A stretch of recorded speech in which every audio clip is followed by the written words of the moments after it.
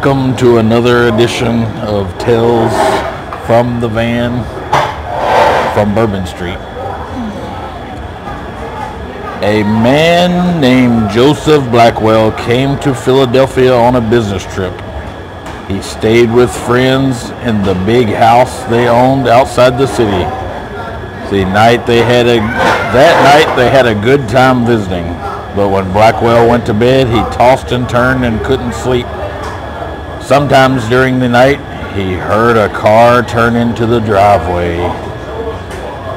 He went to the window to see who was arriving at such a late hour.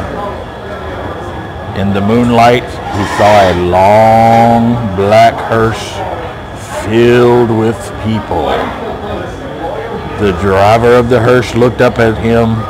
When Blackwell saw his queer, hideous face, he shuddered. The driver called to him, "There is room for one more."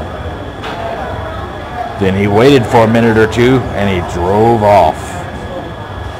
In the morning, Blackwell told his friends what had happened. "You were dreaming," they said. "I must have been," he said, "but it didn't seem like a dream." After breakfast, he went into Philadelphia. He spent the day above the city in one of the new buildings there. Late in the afternoon, he was waiting for an elevator to take him back down to the street.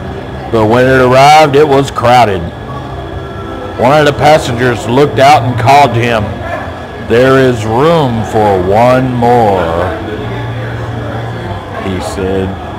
It was the driver of the hearse. "No thanks," said Blackwell. "I'll get the next one." The doors closed, the elevator started down. There was shrieking and screaming, then the sound of a crash. The elevator had fallen to the bottom of the shaft. Everyone aboard was killed.